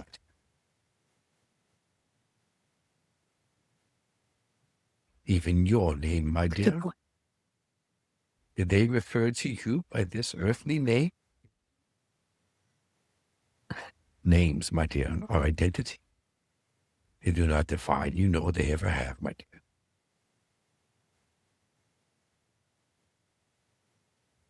Now I realize we have come to our time. I want to thank you for coming through and speaking to me and giving me a way to shift my perspective on myself and help me and bring forth that essence that wanted to say those words. They resonated with me, and I hope we get an opportunity to communicate again at some point. Indeed, my dear, it would be our honor. Notice, my dear, the expansiveness of love in your heart. This is your essence, my dear. This is how we have all been connecting with you. Even the presence you felt near, the sensations, the peace. It is because you are essence, my dear. And notice throughout this transmission that what you experienced with that wonderful being, my dear. The defenses of the human mind never once entered. And thereby you were able to sense clearly, powerfully, and loving. To notice when the mind is distorting the truth, my dear. For you possess the power to override the mind and focus on love. Love is the purest and most profound emotion in existence. And you are that love, my dear. For that we honor you and we are grateful to you, my dear, for this opportunity. I thank you, my dear one. Thank you, Noah. Thank you.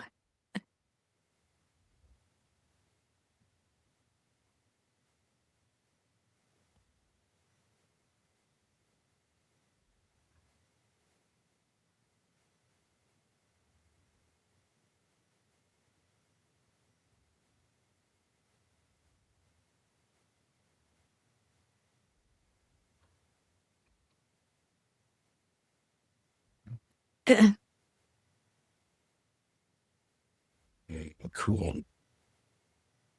Seeing a bunch of faces, like one after the other. And I'm feeling this is you, multiple lives. One you're wearing like the warrior helmet thing where your sides are covered but your eyes are there. Another one you're wearing the helmet. Another one you're a female. It looks you have the same eyes in each one. Pretty cool. It just glimpses of all these different, like, you know, even this female holding a sword, and she was powerful, and a peasant girl. So many different faces, and they all have your eyes. I don't know where this is coming from. I don't know where it's coming from, but I'm just offering it to you. It's pretty cool. I mean, Tenacity. I've been told. Tenacity is the word that keeps coming across the board here. Tenacity. In every life, you possess tenacity. I guess that's what this message is. That's why I'm seeing these faces. I mean, I'm about as tough as they come. There you go. So it resonates with you. I really am.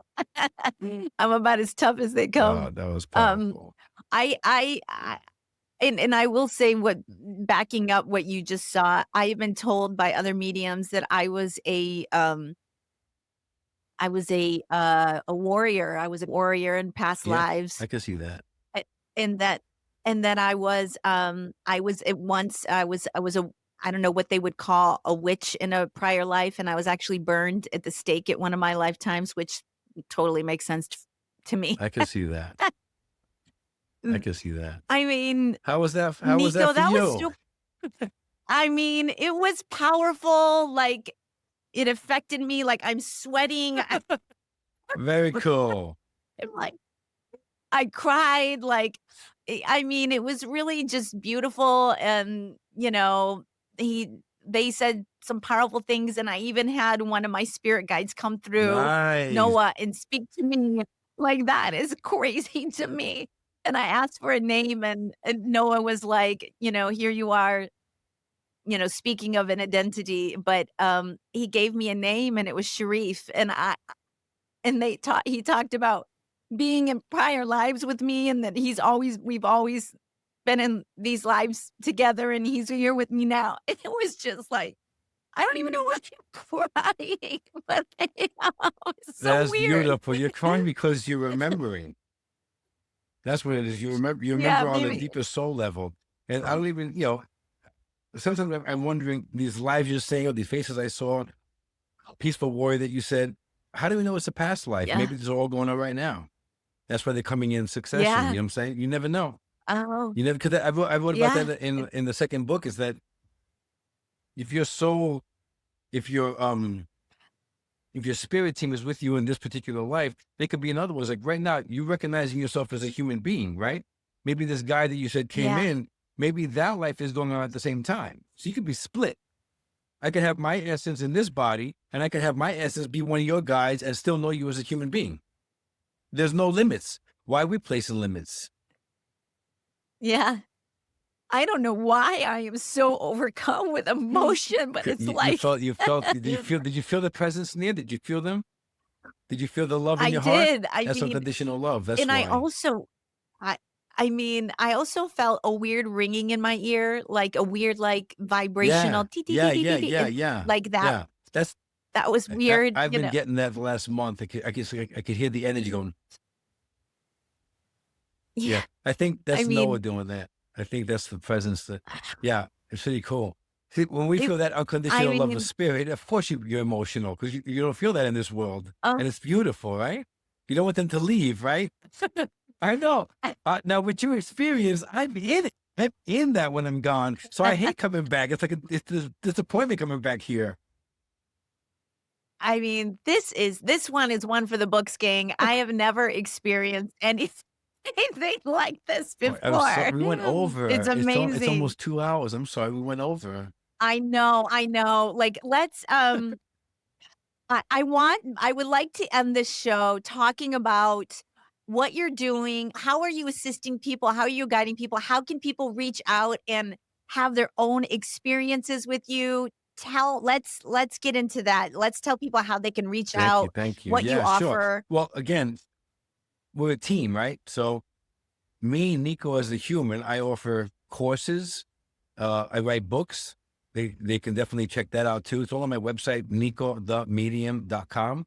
They can actually book their own private one-to-one session with Noah. This way, I'm out of the picture like I just was now. They can speak to him directly, them directly.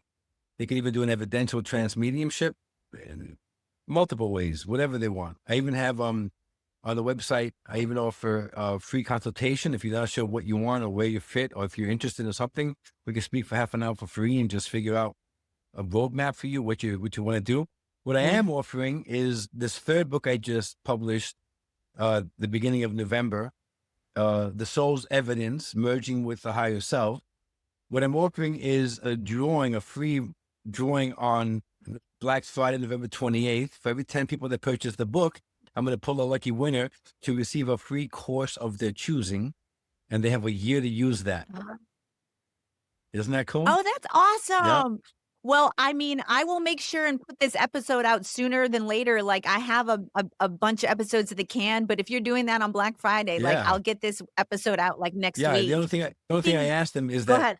I offer a personal bookstore, books.by/Niko the Medium. And then if they go to Amazon.com/author/Niko the Medium, they find it there too. But my personal bookstore, I get to see who purchases it. Amazon does not release author information. So if that's the case, to buy from Amazon, Wow. please send me a message, either email or website or Facebook, Niko Medium, and I can put you on the list. Otherwise, I won't know that you bought it. So I don't want them to lose out. Well, I'll definitely put everything in the show notes for you Thank you. and make sure I get everything right. So we'll communicate offline about that. And Niko, you have been so generous with your time, and Noah as well. What an impactful show for me. The other thing that he said, and I'm going to talk about this in my wrap out, is that I was going to be that suffer a lot of backlash for my show Mm-mm. and for what I'm going to start speaking about. So, I mean, I thought that was interesting too. Well, But I'll be here for ladies, you when and that happens because I've already lived it. Don't worry about it. I got your corner. I I will definitely need some backup, No Niko. worries. I got you back. It's not as bad as you think it Well, is. I mean, I'm like Teflon when it comes to other people's opinion of me, like, quite frankly, and I'm a big girl. I would not wanna get in my line with, let's just say, I'll say it again, I'm about as tough as they come, so you don't wanna mess with me. Nice, Um, nice. Nico, like, number 1, I'd love to stay in contact with you Yeah, and please keep, do. like, learning from you and everything, and what a amazing show, and I mean, I'll be thinking about it for probably weeks to come, and thank you for coming Thank on to the you. Fate podcast. Like, what a incredible journey it's been. I've learned so much on this show. I cried. Oh, I don't even sweetheart. That's know good. what to That's think. good. That's healing. That's nice. Good. It was an honor and a L- privilege, and I l- thank you very much. It was a Oh lot of man, fun and very nice to meet you. it was so great to meet you too. With that, ladies and gentlemen, I would like to thank Niko the Medium for being a part of the show today. All his information will be in the show notes, and we will see you next week, gang. Journey well, Take everyone. care, everybody. Bye, Bye-bye. Niko. Thank you. And that is a wrap on this episode of Fate, from Atheism to Enlightenment. I don't know what to say. That was the most impactful show I may have ever done thus far. I don't know. I'd have to go back to the archives. But Niko the Medium was fascinating. He explained things in a way that I had never heard. And, you know, I have talked to a lot of people now that have either been mediums or psychics or had a lot of spiritual knowledge or near death experience. And I will say this, much of what they say about the nature of reality, about who we are, align in a lot of ways. And it's fascinating to me.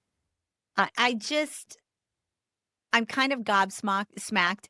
I cried. I had this overwhelming amount of emotion come over me as Noah brought in one of my other guides who can feel that energy right now. Like, I haven't talked a lot about the fact that I've been feeling energy around me lately, almost in a way that it leads me or communicates with me in a way that I can't explain, because nobody is going to believe that. And I am sure there are people out there with their own belief systems that may or may not watch this episode, because a lot of people that aren't open to this type of information simply won't listen to it or entertain it because of fear, because it doesn't comport with their very very comforting, very secure thoughts of who they are and what this plane is, and the religion and everything that it tells. I think religion says something like somebody like Niko is just the devil and it is trying to distract you from your path to God. Like, there's all this fear surrounding people that do channel or trance mediumship. I find it fascinating. I feel like what we have been taught is not accurate. We don't know our correct history. There's a lot more going on in our environment that is hidden from us. I think there is an effort for us to stay asleep, to capture our consciousness, to pump us with fear and outrage. And I know there is a large contingency of people that are starting to be cognizant of this and start asking their own questions and start digging deep into who they are. This episode really blew me away in a lot of different for a lot of different reasons. Knowing that um that energy is called Sharif that is with me. I have been told that I was a warrior, a great warrior in other lives. That resonates with me because I was I have when I was a kid, I was beating up every boy on my block. I shit you not. Like I have always been um super rough and tumble, somebody that would stand up for somebody that was not strong enough to stand up for themselves. So, as far as Noah telling me that I was going to endure a lot of ridicule, and particularly from religious people or religious organizations, I mean, that doesn't scare me or bother me. I've kind of been Teflon my whole life when it comes to what other people's opinion of me are. And I will say it again, I'm about as tough as they come, and um I wouldn't mess with me. I'm just I'm not somebody you should mess with. I'm sweet, I'm kind, I'm compassionate, I will help you. But if you try and come up against me, I'm wicked smart. I can hold my own, and I don't have any fear of going toe to toe with anyone or anything. So bring it on, bitches. But I do think that I am here to start these conversations and to inject these thoughts, these ideas, these different ways to perceive what and who we are. And I'm excited. I've never been so pulled in a direction in my life. And every single time I have a show like this where I'm completely blown away by what I learn, it just spurs me on to go deeper into this whole world in which I've put myself in over these last few years. Even the way in which this whole podcast has come about has been very mystical, magical, universal. Um, I mean, the fact that after episode like 6, I stopped even needing to find guests, that they started coming to me. I I just think that is the strangest thing about this whole experience is that it just flowed. It just started happening. I just started getting subscribers. I barely put anything out about this. Where are all these people finding me that want to come on the show? I don't know. But I think it's in the cards for me to be a part of this awakening. And I'm here for it, man. I am down. I'm here for it.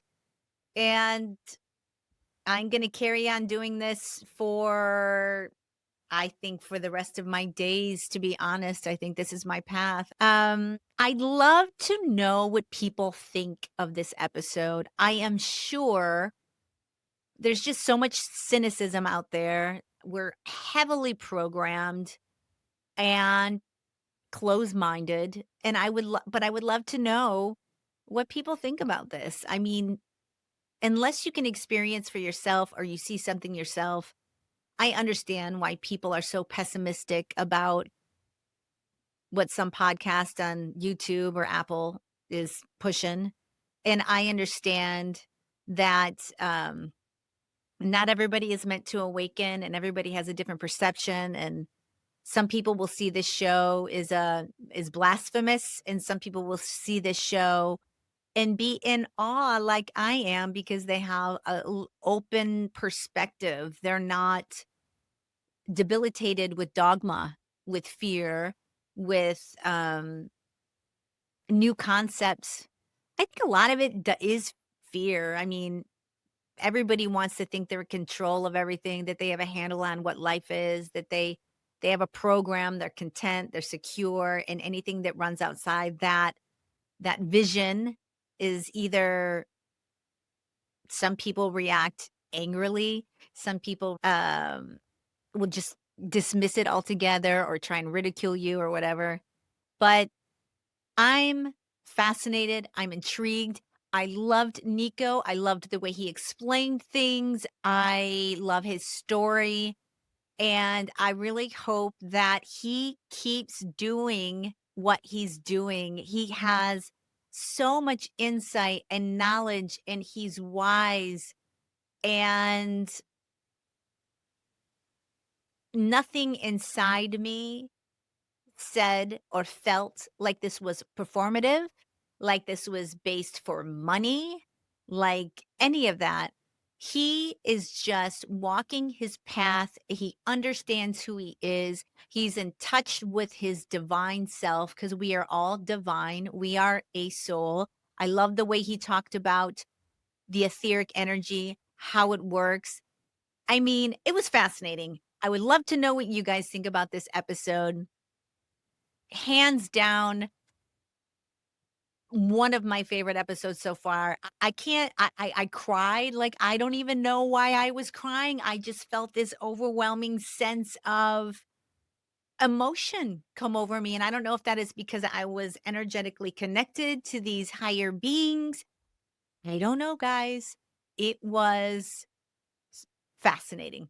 I was fascinated. I hope you're fascinated too, man. And you start getting onto your own path and awakening and understanding that we are so much more than we are taught. Start seeking your own sense of self, meditate, get into your body, feel your feelings, do all the things. This episode's made me feel kind of inspired in a way to keep going, to keep doing the deep dives, to get my butt into meditation and listen to my intuition, all of those things. I can't say enough. Therefore, I'm just going to shut up. It's been a long episode, right? 1, 2, 3, 4 on the clock. Interesting. Um, anyways, guys, I'm gobsmacked. I'm going to go. If you want to follow me on Instagram, I'm on F.A.T.E. podcast. I post little clips. Subscribe to this show, bro. Like, share, tell a friend, support the show. Here we go. Anyways, wow. All I have to say is wow. We will see you next week on Fate from Atheism to, oh, don't forget to buy his books. We're going to do a little raffle on the 28th. And he is going to, based on whether or not you buy the book, he's going to do a special poll and give you a session. Like, check out his website. I haven't quite met another medium like him. He seemed super powerful. I know he says we're all powerful, and I'm hoping that's true because I'm hoping to get there one day. But epic show, Busby. Well done. Oh, the other thing I think I'm going to do is start going by what everybody else really calls me, which is Busby. Nobody calls me Christy. It feels inauthentic for me whenever anybody calls me Christy. I'm always like, who dat? But since I was a child, knee high to the grasshopper, whatever you want to say, everyone's called me Buzz or Busby my whole life. So I think I'm going to start, going by Busby like I do in every aspect of my life. I know it's weird to go by your last name, but I don't identify with my first name. I just don't. So I need to feel my most authentic self. And Buzz or Busby is what my name is. Anyways, guys, I'm going to get out of here. We will see you next week on Fate. And welcome to your fate, everyone. I'll see you next week. Journey well. Bye.